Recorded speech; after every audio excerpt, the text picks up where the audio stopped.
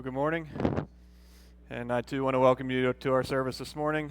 Special welcome to those of you who might be visiting with us. Those of you joining us online, maybe there's a few more online not necessarily even visitors, just online attendees this morning with the weather and so forth, but thankful that we made an effort to be out here this morning. And I echo what's been said. Rod, thank you for your opening comments. This morning we come with heavy hearts, and we can kind of sense that. And as I've been thinking the last day or so, the imagery that we use to describe the church is that of a body, and it seems definitely fitting, and we feel that imagery, we experience that in times like this, because the body has lost a part, and we feel that loss, and we feel that lack, and there's other members of the body that are suffering because of that, and are grieving, and so we grieve with them, because when the body hurts, when one part of the body hurts, the whole body hurts. And so I think it's good for us just to recognize that that's who we are, and that's the body, the condition of the body this morning as we come together. And the songs we sang, I think, are fitting in entering into the presence of God and spending time in His presence as we walk with Him, as we talk with Him, as we spend time in prayer, communing with Him, that He brings strength and healing to our hearts and our souls. That being said, I think in some ways it's fitting the rhythm that we're entering into this morning as we continue in this series that we've been in caring for our souls. This morning, the invitation is to enter into a rhythm of rest. And we use that term rest to, part of the language of rest actually has an eternal component to it. I mean, we speak of death as our final rest or resting place. And I think there's significance to that, and we'll look at that this morning. But the invitation is for us to enter into this rhythm of rest. And it's more than just making sure that we all get a good 8 hours of sleep at night, or that we take an occasional nap when we're feeling tired. That's a part of it, certainly. There's a very real physical component to resting and its benefits, sleeping. But this morning, that's not really where we're going to dwell. While I acknowledge that, that's not really where we're going to dwell. So in this language of rest, we do have these different ways in which we can think about it. We can think about it physically, as I've said already, in the form of sleeping. We can think about it spiritually as rest for our souls, and then we also have this kind of eternal component to rest, this heavenly rest, this final rest that we use to describe death. And I think there's reasons why all of those are important. But rest in general, as we think about it as an important rhythm for us to enter into, I think as I've been sitting with it, comes from the fact that in resting there is restoration. So you catch the root word of restoration there is rest. And in all applications, in all forms, rest involves this, it kind of initiates this restorative process. I mean, think about our physical bodies. The reason that we're encouraged to get a good 8 hours of sleep is so that our bodies can be restored physically. Our muscles can heal up from a hard day of work. It gives our systems kind of a chance to slow down and recover, to rest, to be restored, to be rejuvenated. Spiritually, the same applies, that there's this this element of rest that restores our souls, our hearts, gives us periods of restoration when we're in difficult seasons, when we feel depleted and when we feel empty. And ultimately, as we think eternally about rest, it's the ultimate restoration. It's the restoration of all things. The new heaven, the new earth is restored. The body is restored. All things are made new in the final rest.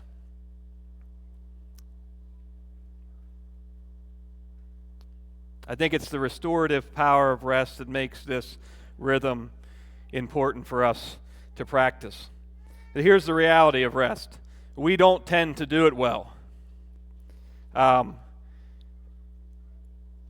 In the book that we've been using kind of as a guide, Deborah Fileta outlines this principle of living at 85% capacity. Living at 85% capacity. And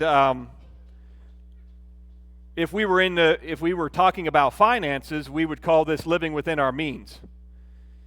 And we understand that financially. That's what we encourage each other to do, to live within our means. We don't, most of us hopefully, if we're even somewhat stewarding well our finances, aren't living by, I should say this, choosing necessarily, some situations I understand are circumstances that demand this, but aren't choosing to necessarily live paycheck to paycheck, meaning you're not intending and deliberately getting your paycheck and going out and spending 100% of it.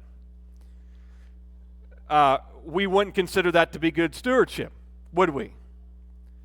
But that's how we live our lives. We take 100% of our capacity and we spend it all the time.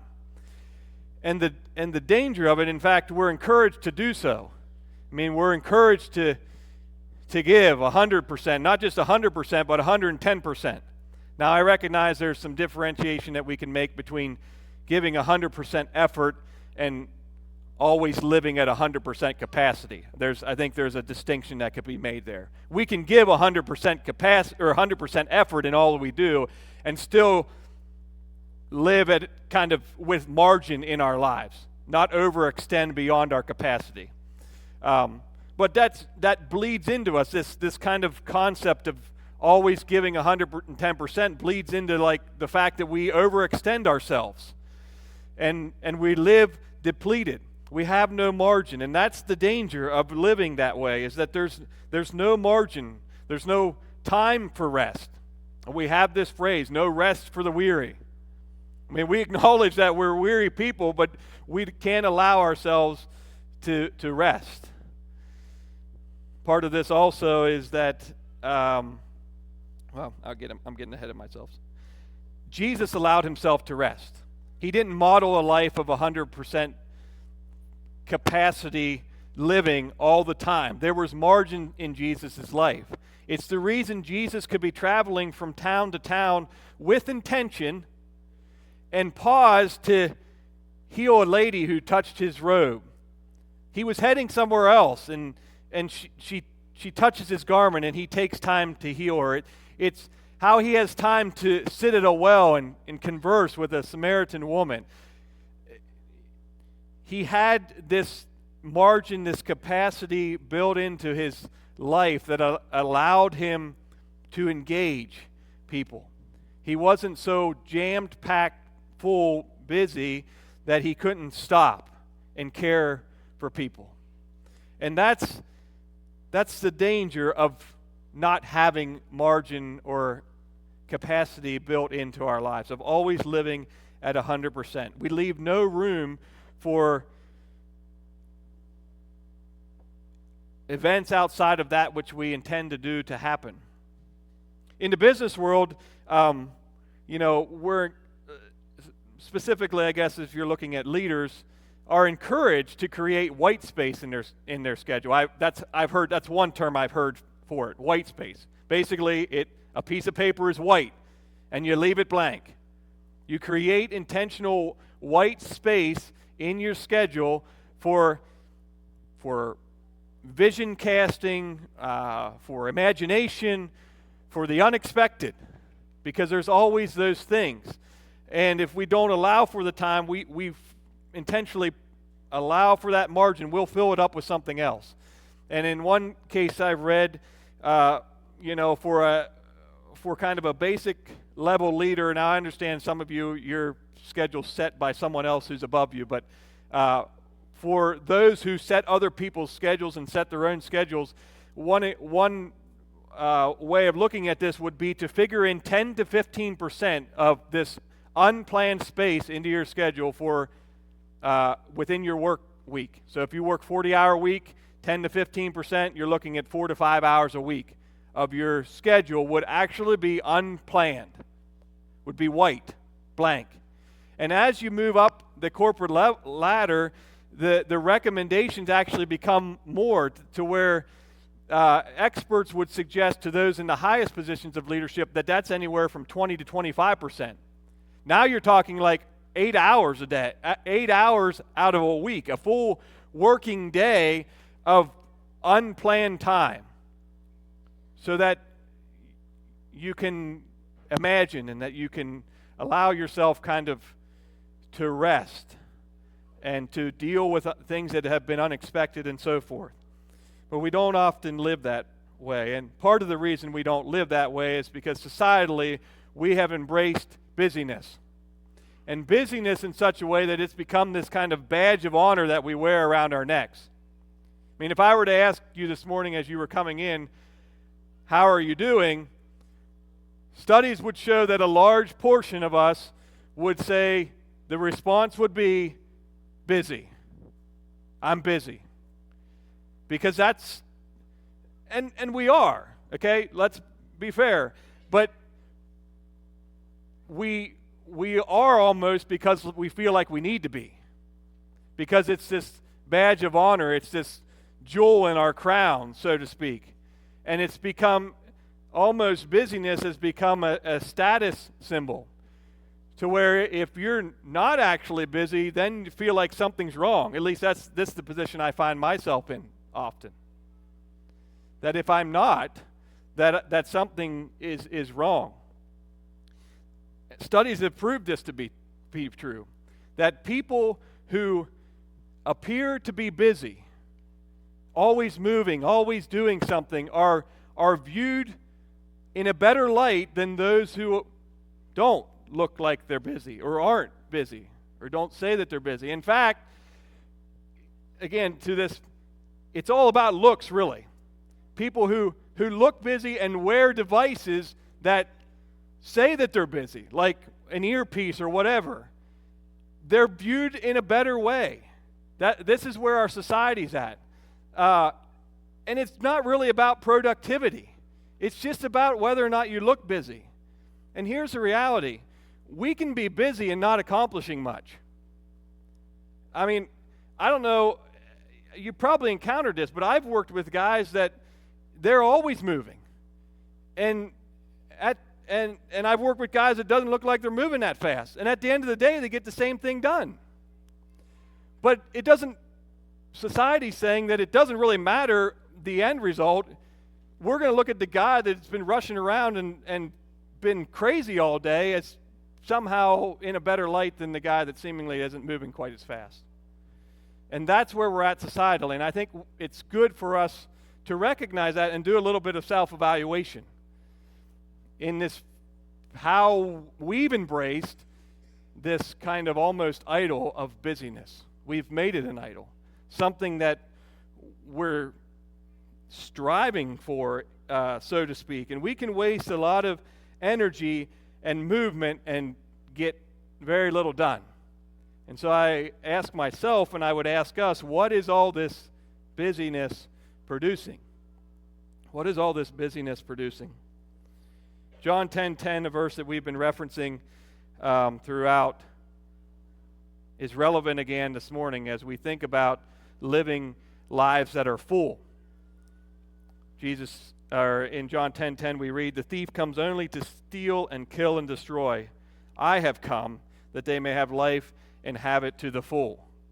Jesus has come that we may have life and have it to the full. Said this about the other rhythms, but Jesus didn't come to make us busy. He came to make us full.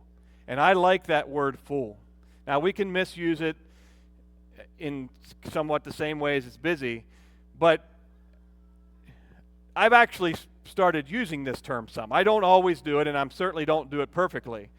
But over the last couple years, I would say I've developed this kind of awareness of this busy language. And I don't do it perfectly, and I don't necessarily do it all the time. But if I'm asked if I'm busy or not, I'm very aware of that term. And I will sometimes, maybe you've heard me and thought about it, maybe not.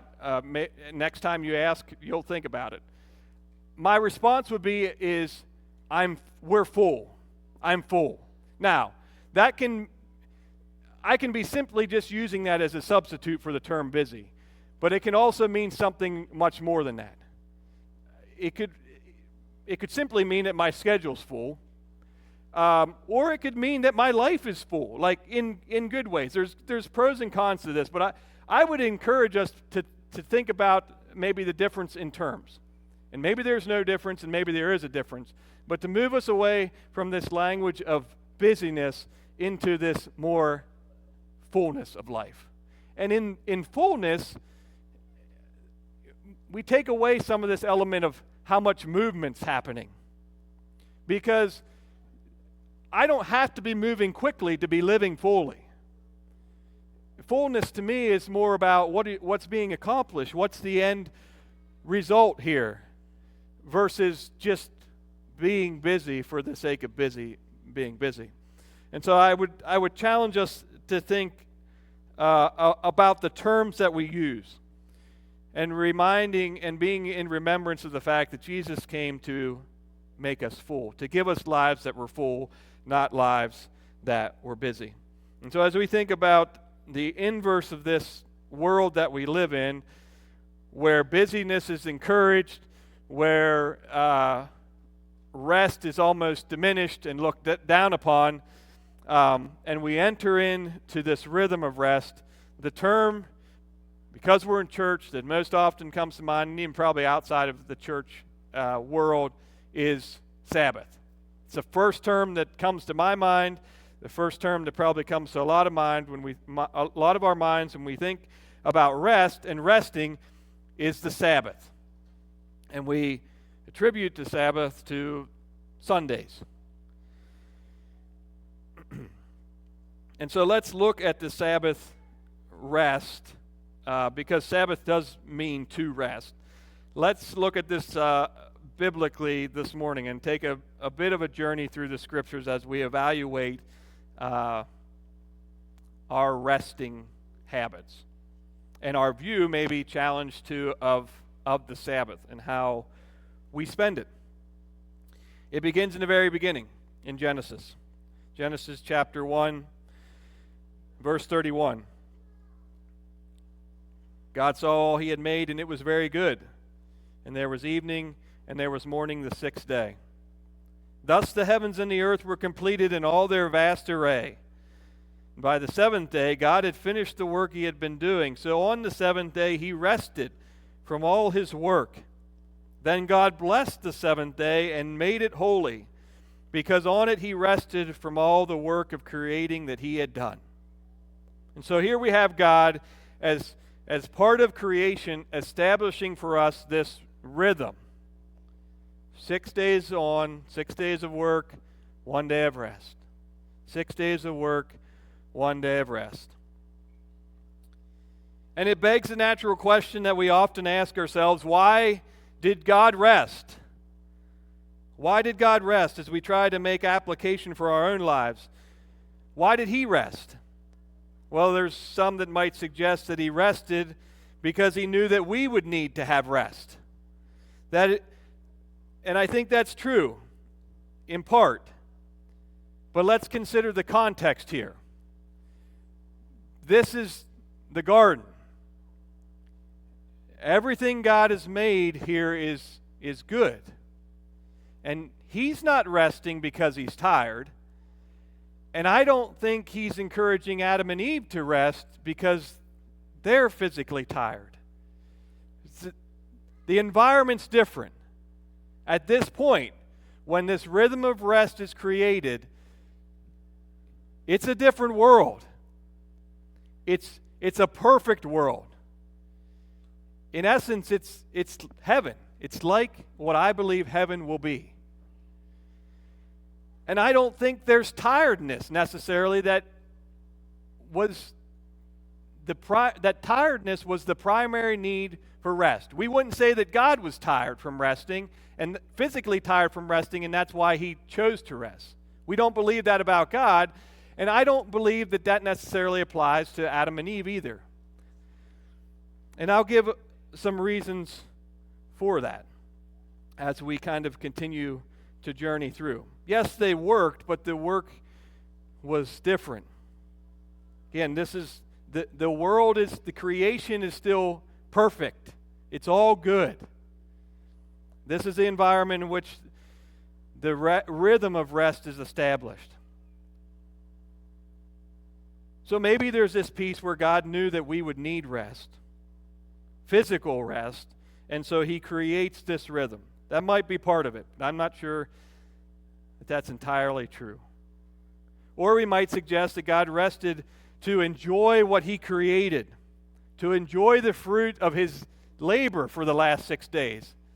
And this is where I personally find myself landing in this circle the most, okay? I think there's elements of all these that are true and come together. But this idea that God wasn't resting because he was tired, nor was he necessarily creating a rhythm of rest because he knew that we would be tired, but that rest was more established for the enjoyment of what God had made.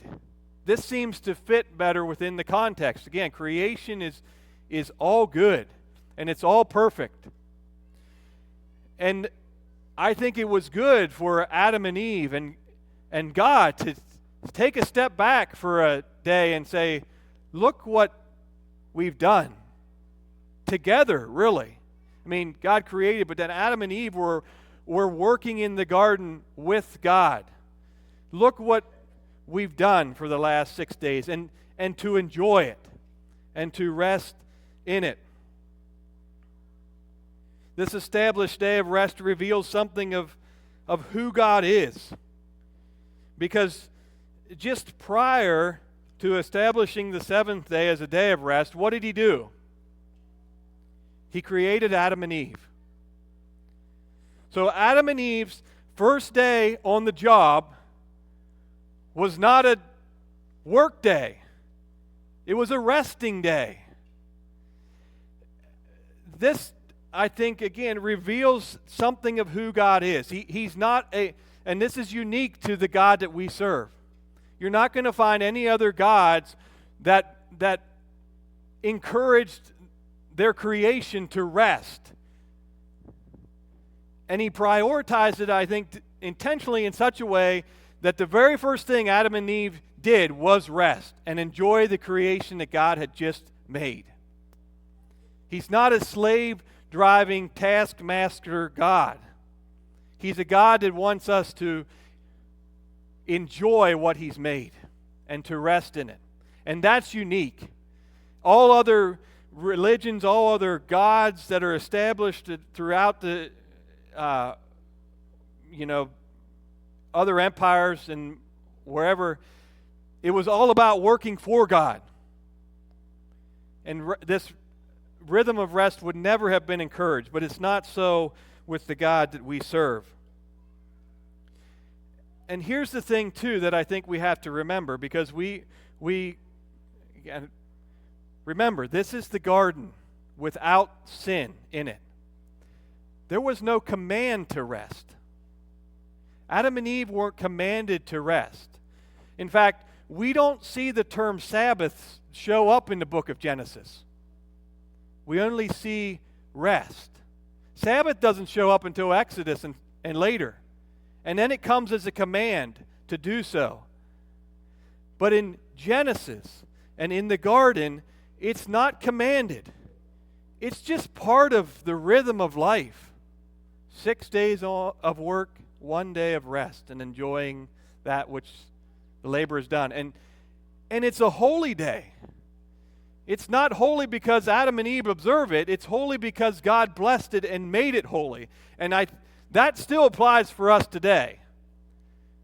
I mean, the Sabbath day, whatever day you choose it to be, is a holy day. Not because we choose to observe it as one, but because God blessed it and called it one. And that was the rhythm. Now, keeping in mind the garden setting, this rhythm of rest, I think, was designed so that we would be working from a place of rest and not for rest. And maybe not for you, but for me, so often I've got this backwards. That I wake up in the morning almost looking forward to the end of the day when I can go back to sleep, when I can rest again. I am working so that I can rest. And the reality is, that's not how it was designed to be. The first thing Adam and Eve did on their first day on this earth was rest, so that they could work from a position of rest. Spend the next 6 days working from a place of rest. And I've got it twisted, and I think probably some of you do as well, where we're working so that we can rest at the end and not the other way around. A view of the Sabbath that I found to be helpful as we evaluate how we observe it and our rhythm of resting is this. Think of Sabbath rest as breathing. Think of Sabbath rest as breathing. Would you rather be able to take a breath once every 6 days? Now, I recognize neither of these scenarios would sustain life, but just bear with me. Would you rather be able to take a breath once every 6 days, or for 2 weeks out of a whole year? Would you rather be able to take a breath once every 6 days, or cram all that breathing into 2 weeks out of the whole year?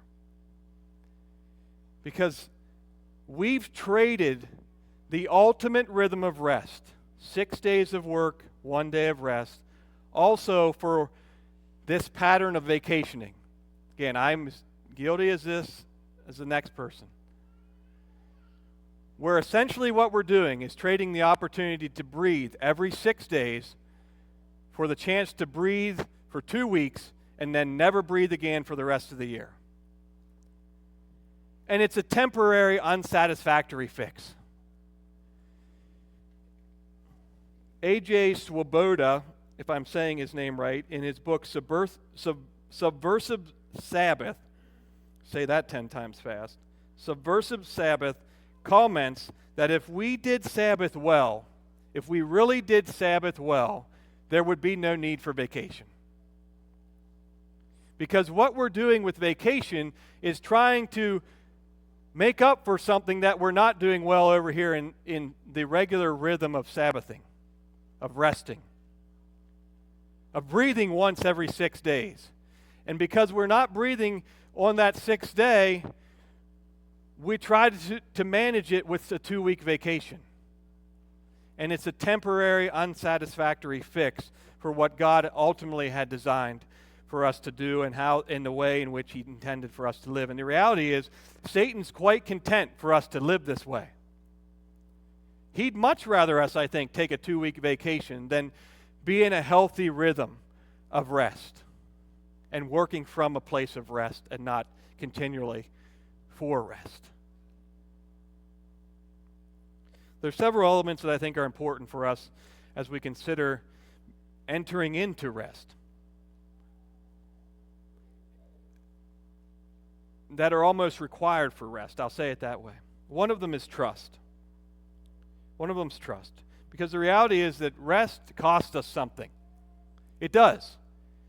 It costs us a day that we might deem as some that could be profitable for us. And we give that up. In fact, as I was studying, there's a place I think it's in Deuteronomy, where the commands are being given to the people of Israel that every 7 years they were commanded to give the land itself a Sabbath, that they wouldn't plant anything or sow anything. Talk about a sacrifice. Sabbathing cost us something, and there's an element of trust that's involved here that's required for us to truly rest, and that is that God can do more in 6 days than we can do in 7. And that's not an original thought to me, but it's one I've heard said by a number of people, that we need to trust that God can do more in 6 than we can do in 7.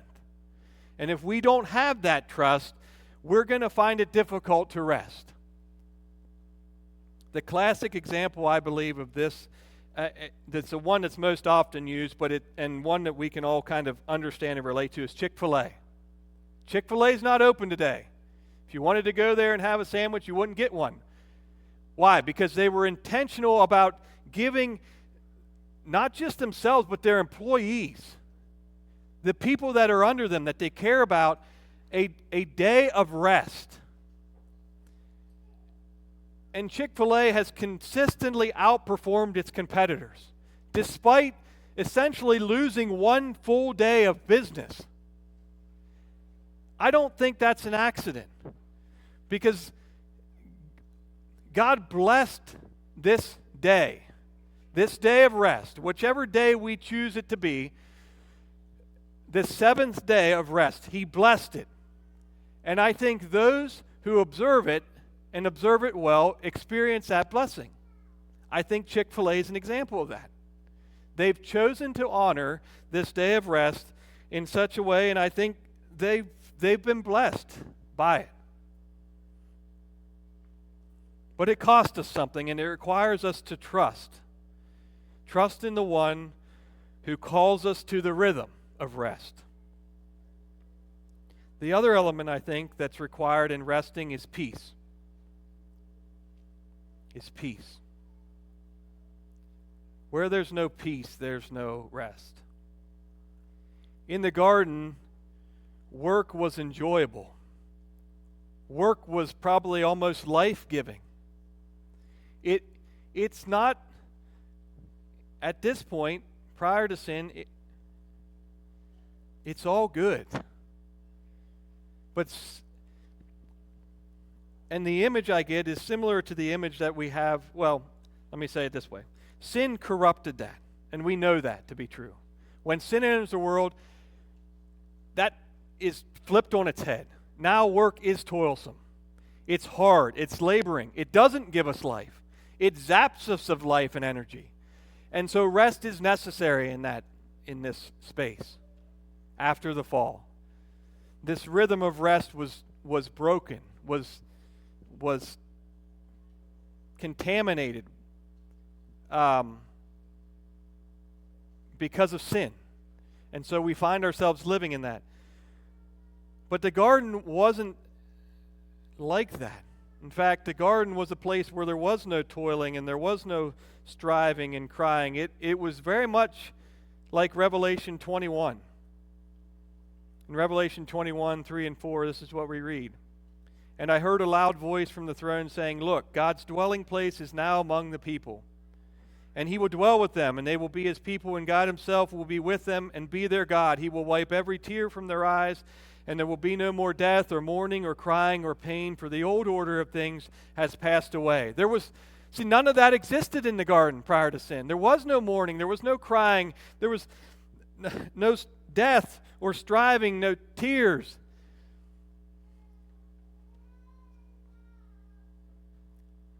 There was peace. There was ultimate peace. And there was rest.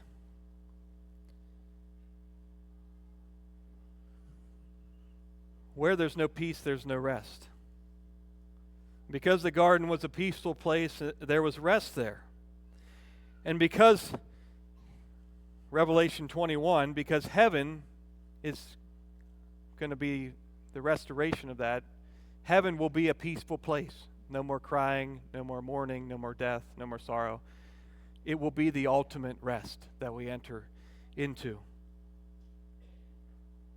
And rest is more than just sleeping. It's this enjoyment of God. And that's what Adam and Eve experienced in the garden, and that's what we long for on the other side of eternity. The enjoyment of God and His creation. That's the ultimate rest. As sin enters the world, peace is hard to find, and likewise rest is hard to find. Work becomes hard and it becomes toilsome. Genesis 4:12-14. This is after the fall. This is after Cain kills his brother Abel. And God comes to him and says this, "When you work the ground, it will no longer yield its crops for you. You will be a restless wanderer on the earth." A restless wanderer. And Cain says to the Lord, "My punishment is more than I can bear. Today you are driving me from the land, and I will be hidden from your presence, and I will be a restless wanderer on the earth." See, we moved from this restful place in the garden to this restless state. There's no more peace. There's no more rest. There's toiling and there's striving. And the presence of God is broken, and I think that's key here. That's what Cain says.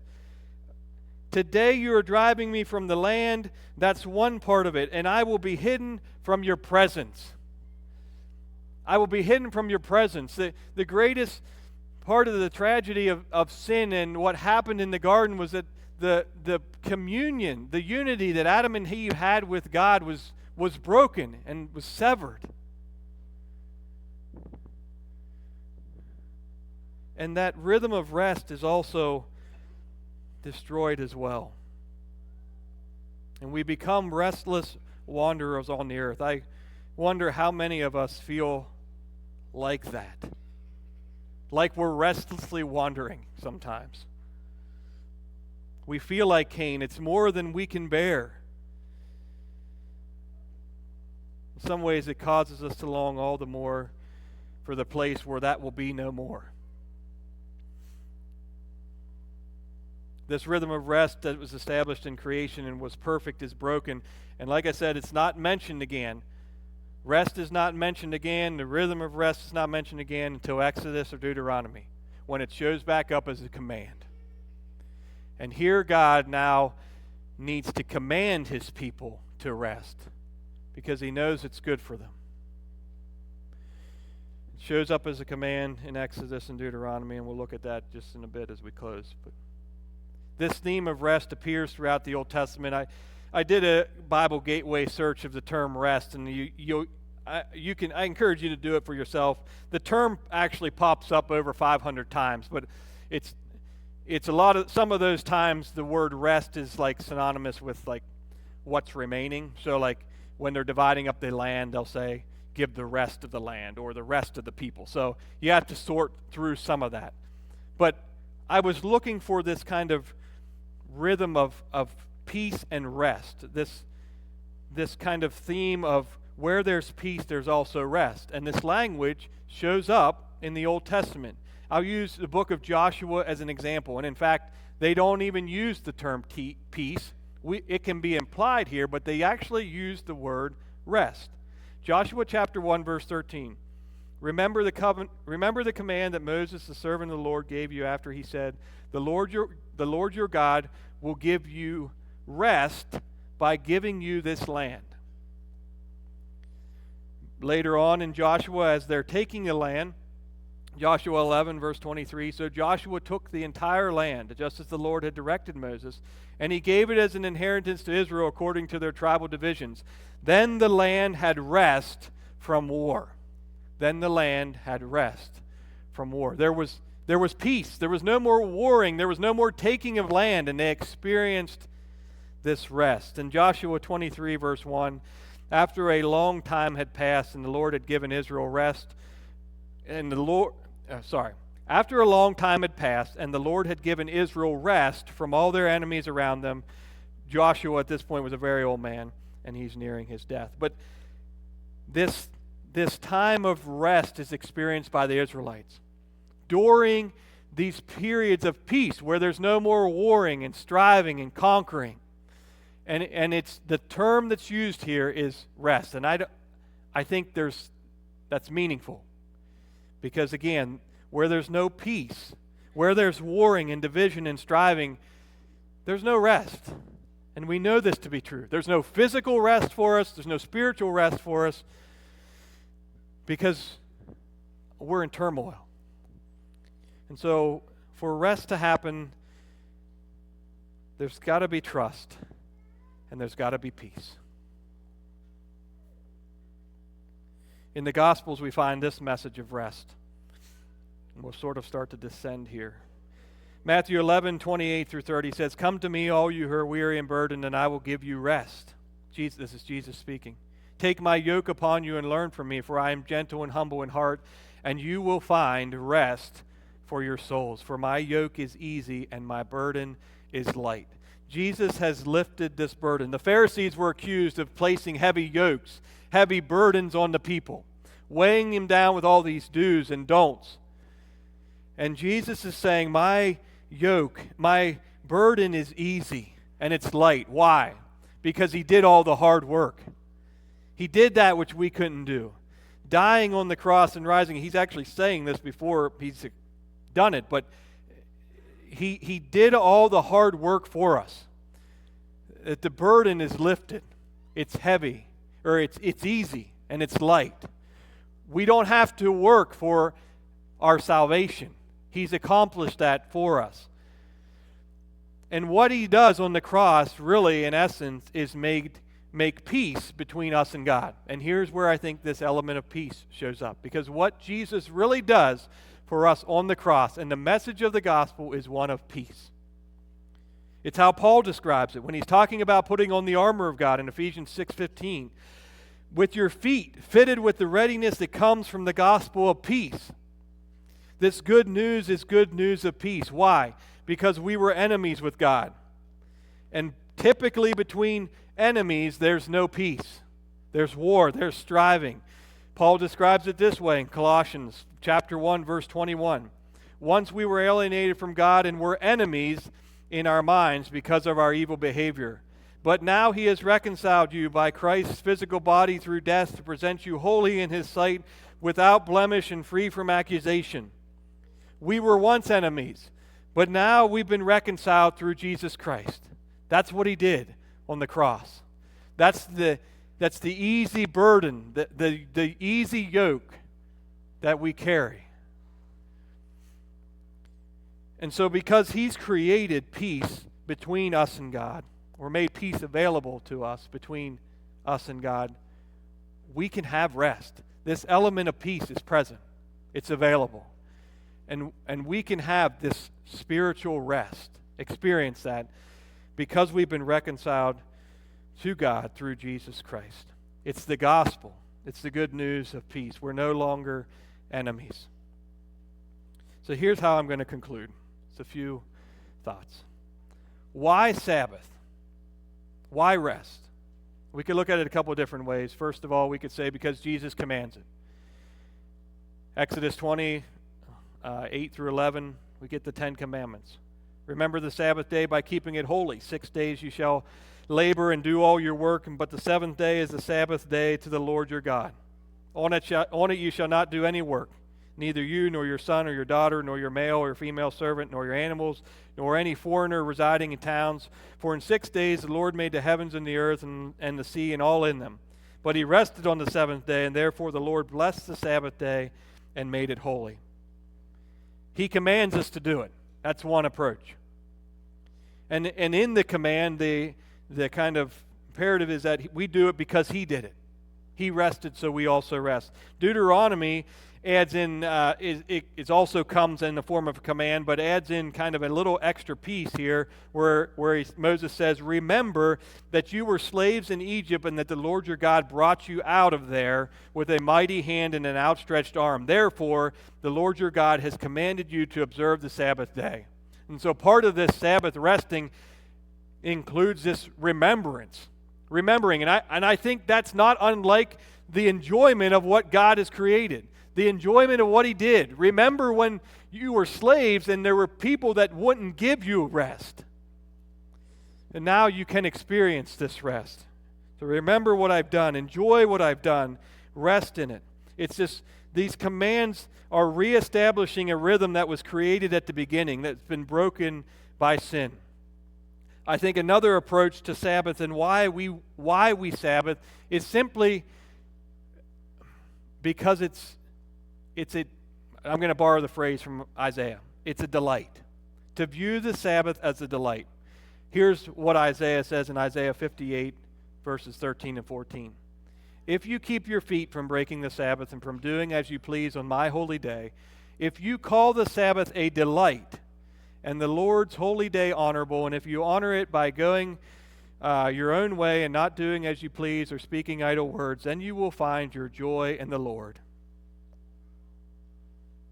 If you keep the Sabbath, if you see it as a delight and honor it because God has established it as holy, you will find joy in the Lord.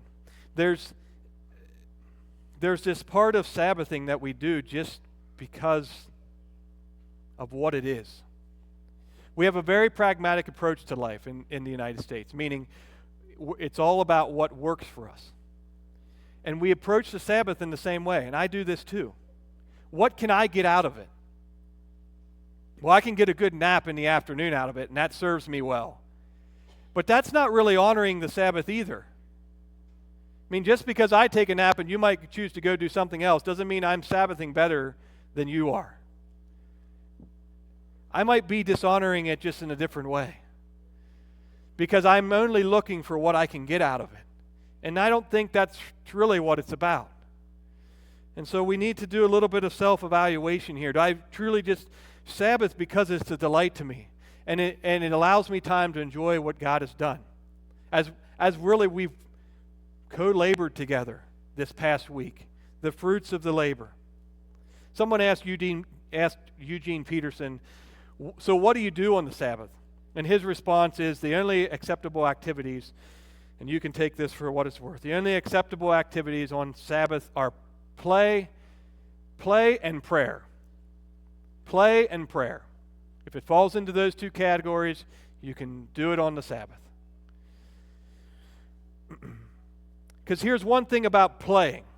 We don't play, usually, I don't think, because we're thinking of what we get out of it. We play for the sake of playing. And now, as adults, we might find this harder to resonate with because we get old and we don't play. We just work. But just think about when you were a kid.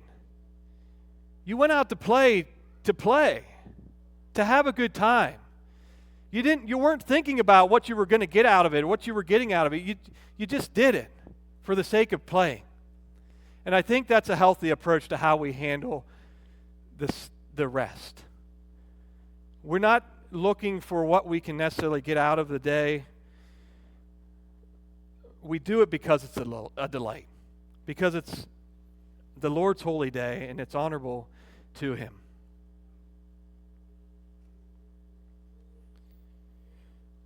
To truly be in this rhythm of rest requires trust and it requires peace. And God, Jesus, the Holy Spirit, the Trinity, makes available to us both. That we can trust that He can do more in 6th than we can do in 7th. And He's made peace between us and Him. So we need to examine the peace between our earthly relationships as well. But as far as the availability of peace in this vertical relationship, it's available. And so we can experience this rest. And I'll just end this way with John 16:33 and thinking about this element of peace and its crucial nature in resting. Jesus speaking, I have told you these things so that in me you may have peace. In this world you will have trouble, but take heart. I've overcome the world. Father God, we can rest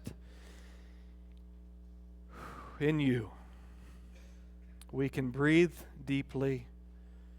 and we can essentially fall back into your arms and rest. Because we trust you to hold us, to provide for us, to make provision for us when we rest and while we're resting. And God, we experience ultimate peace in you. Yes, in this world we have trouble, and we've experienced trouble this week. But you've overcome the world. Oh, how we long for the day when there'll be no more crying and no more sorrow and no more toiling. When we'll be back to Eden, basically. In your presence. The ultimate rest and restoration. But while we live here on this earth, God, help us to experience these rhythms of rest in our lives. 6 days on, 1 day off. Not find ourselves suffocating for air, but breathing when we have the opportunity. Breathing in you. In Jesus' name, amen.